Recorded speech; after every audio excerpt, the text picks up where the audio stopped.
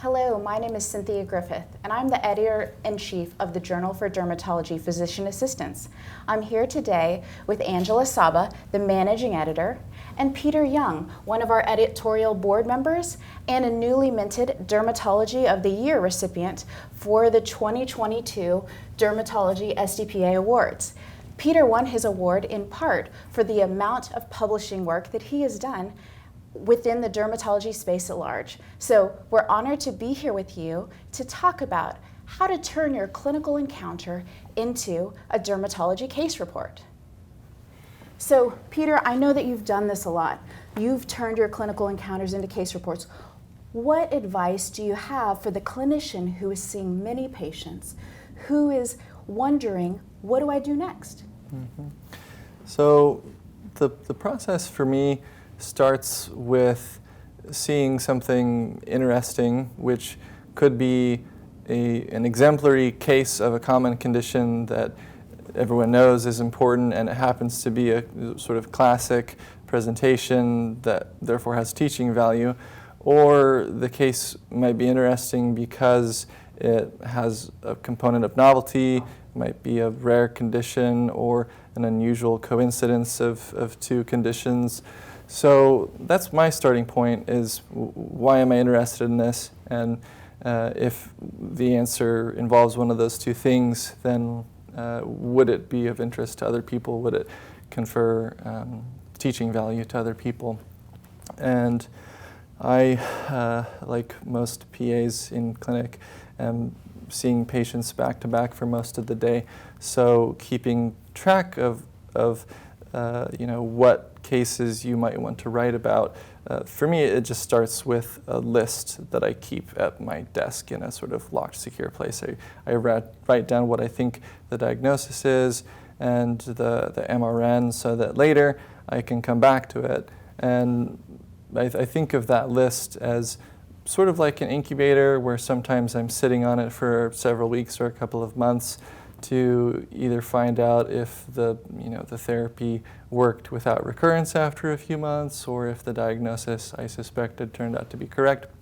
Because a lot of times the things I write on that list end up being not what I thought, or not really case report material, not something others would learn from or be interested in, or the photos end up not being good. So a lot of the cases that I write down on my list of potentials that I just keep at my desk in a locked, secure place, they end up not being write-up material.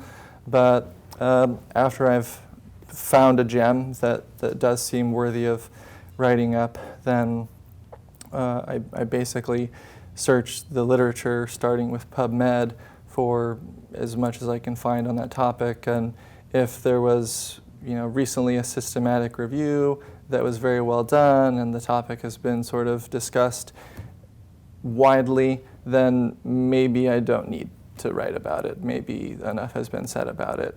Or if it is an area of literature that is recently of interest to journals, but there's still a teaching point, like one thing that makes it unique and worth sharing, then I would continue the process of sort of reading more articles about, maybe there's a medication that induced a rash that hasn't been previously shown to be associated. And so it's like an old rash that's been discussed ad nauseum in the literature, but a new association, so that's something worth sharing. And I basically build a list of references, read them until I understand them. That's what I was going to say as well, is while you're doing that work, you are actually building your discussion and reference section. Yeah. So keep track of those articles that you're reading, because you're doing work that is going to be in your final product. Yeah, and I'm not sure how other people's writing process might differ from mine in this way. I like to build my references as I go, because saving the bibliography for the end, I think, is very confusing and difficult and frustrating. So I basically, if I write a sentence in my introduction or whatever part of the paper, I cite it, and then I put that in my bibliography right away as I'm writing. And so sometimes my working manuscript in Google Docs, which is the platform I prefer because I can access it from my phone, my iPad, my home computer, my work computer. I can, if I have an idea or realize something, I can immediately go to it and capture that thought from anywhere because it's a cloud-based word processor. I'm not reliant on just being in one location for writing. But my manuscript draft might just be a couple of sentences and then a list of like 5 references at the beginning, because it's like all I have learned is like just this one thing that makes it worth writing about, and I need to sort of trace where I got that information so that later submitting it with accurate references is smooth and efficient. So you are seasoned in writing and publishing. You've developed this process. And I'd like to segue into a conversation because I feel like there are many derm PAs who are interested in getting involved and developing their writing skills and learning more about how to prepare a manuscript and submit it to a journal for publication consideration. And it all seems very intimidating. And when I speak to someone who expresses the interest but doesn't know where to start, I sort of reassure them, you already have it in your head. And for a case, like you're saying, you've seen the case, you might have taken photos. So I feel like it's already there in their head.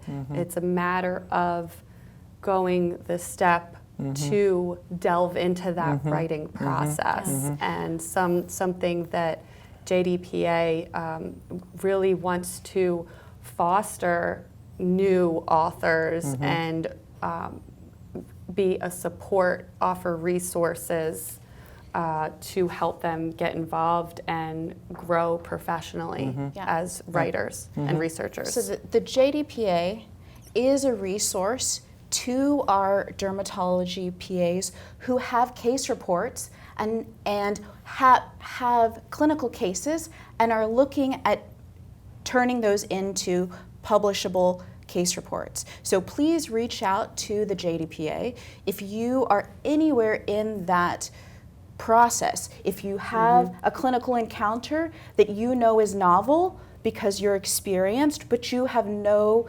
time or ability to write that, we have support. We have other collaborative dermatology PAs in academia that would like to partner with you as a collaborator and write up that case report.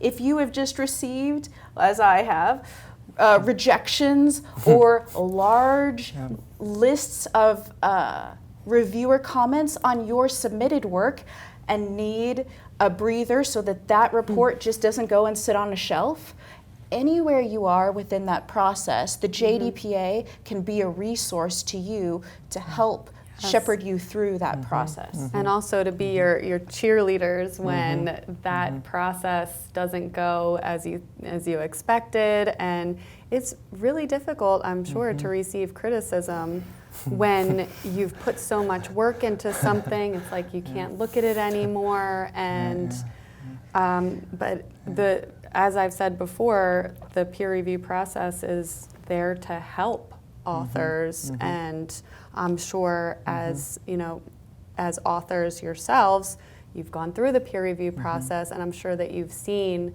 the evolution of a manuscript and find that the final publication is better because of the peer review process. And in turn, you acting as peer reviewers have helped improve other authors' work. I wanted to go ahead. I'd like to echo what Angela said, that you already have what you need. You have your clinical experience, you have the clinical cases that you're seeing, and when you see things that pique your interest, that's the time to think, should I take good photos of this? I have the HPI already. And then let the JDPA partner with you to support you as you go through that journey to write your first case report. I wrote a manuscript that took 5 years, and I've worked with Peter to write manuscripts in 3 days. So it's nice to have partners to collaborate with, to support you along the journey, and JDPA would like to support our authors, first-time authors, aspiring authors. You can join in a project. Say you're new and you don't have a case yet, but you would like to be involved in the process, reach out to us and we can partner you with someone that's already further along the writing journey. Yeah, yeah, and to your point, Angela, about already having it in your head and basically having the skills by knowing how to describe skin disease and write it up in a note. When you write up a case report for publication, you're basically using the same skills as a physical examination and writing a SOAP note. You're just saying what you saw and sort of building your case to reach the diagnosis, to reach that conclusion. And when I was newer to medical writing, it was very difficult to get the first word on the paper, right? It's like you sort of have this desire for it to be perfect, and perfection can be the enemy of progress. So, number one, I've had to accept, at least very much so in the beginning, I had to accept that my first several drafts would basically not be of interest to most people to read because the quality was going to not be enough that people would enjoy reading it. And so you should accept, if you're a beginner, that it will take several iterations for a rough draft to become something people want to read and that even you enjoy reading yourself. And it takes time. And then secondly, like you said, you already have the skills. If you just say what you see and put that on paper and keep everything objective, scientific writing is basically is mostly confined to objective observations tied with objective vetted information that's related to those observations. So you don't have to really exercise creativity. You don't have to really think up anything when you're writing. You just describe what happened and then learn about the underlying pathophysiology or whatever the focus of the paper is.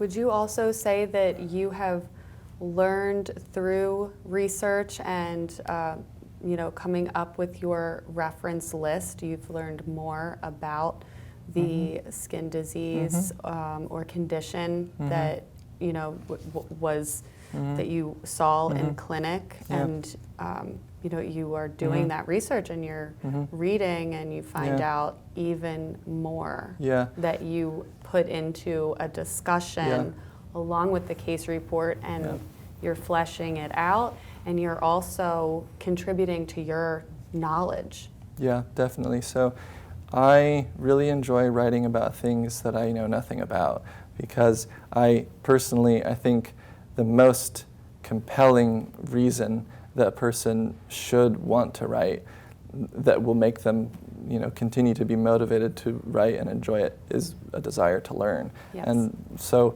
if I were just writing case reports about stuff that I understood already, it's like, it just doesn't appeal. But yeah, I mean, it's like an adventure of discovery if it's a subject that is like, I've never heard of that. So yeah, I've definitely learned,